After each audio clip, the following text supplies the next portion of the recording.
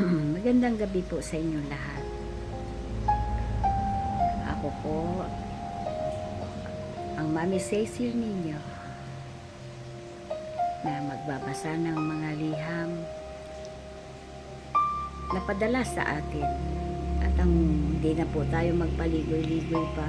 At ang una nating babasahin ay ang sulat ng taga Negros Occidental, at siya ay nagmula sa San Carlos City, Negros Occidental. Ito po ang kanyang sulat sa atin. Dear Mami Cecil, tawagin niyo na lang po ako sa pangalang Ana, at hindi na po ako magpaligoy-ligoy sa aking sasabihin. Ako po ay isang dalagang ina na umibig sa isang magsasaka.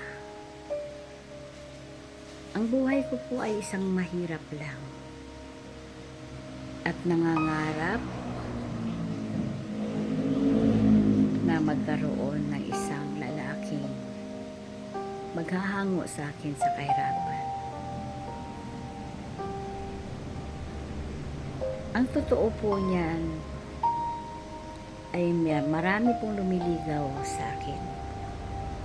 Dahil sa hindi naman sa pagyayabang, may tsura naman po ako at hindi naman po ako suplada.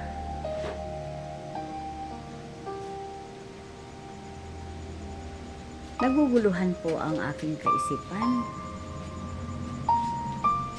sa ngayon sapagkat ako po ay may lumiligaw sa akin na isang magsasaka at isang negosyante.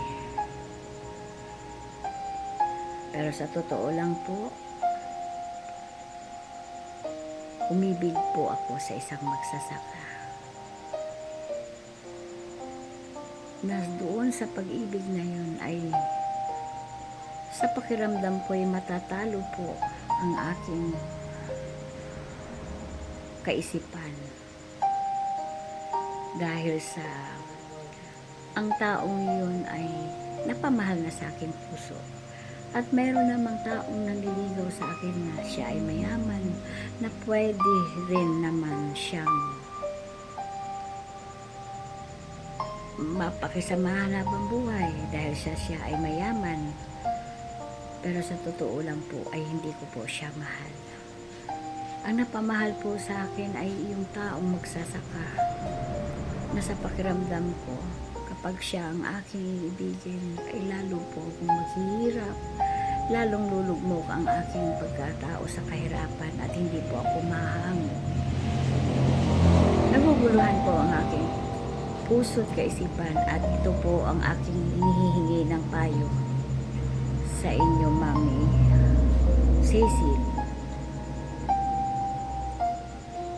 Sana po ay mapayuhan niyo ako at ng inyong mga taga-subaybay at mabigyan po ako ng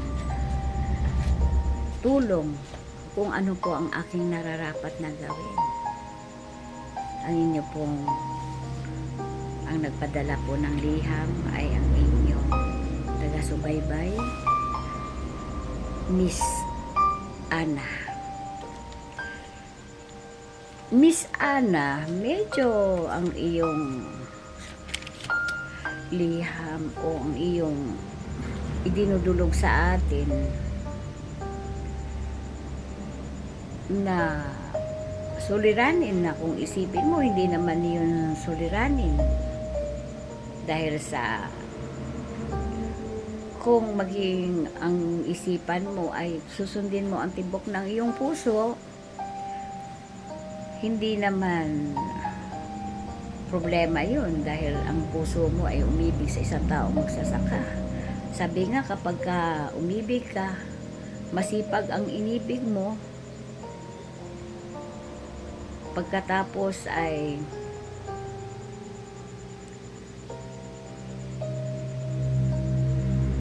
ang inibig mo ay isang masikap at mabait na tao,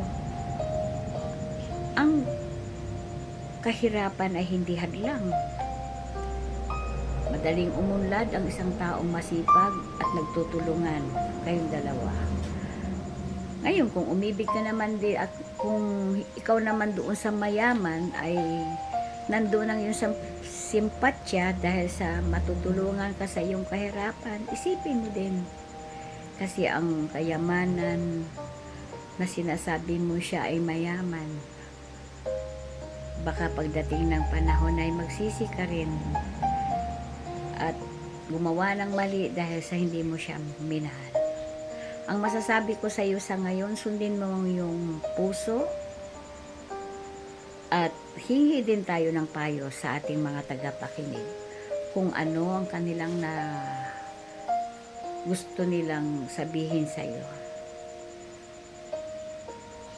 Maraming salamat sa pagtitiwala mo, sa pagpadala mo ng iyong liham. Nasa kauna-unahang pagkakataon, ikaw ang buena mano sa palatuntunang ito. Salamat ng marami sa iyo, Ana. At sana sa mga tagapakinig, mag-comment lang po kayo kung ano po ang nararapat na ihatol kay Ana o ipapayo natin kung saan siya mapapabuti. At kung mayroon din po kayong nais na iparating,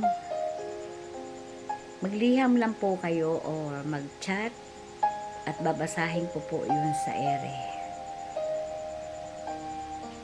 Ang atin pong pamagat sa palatuntunan ito, payo nila, sagot ko. At kung meron kayong kasagutan, pwede nyong i-chat sa akin.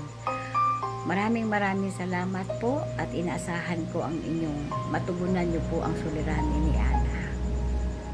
Ang inyong abang lingkod, Mami Cecil. Salamat po. Bye-bye po.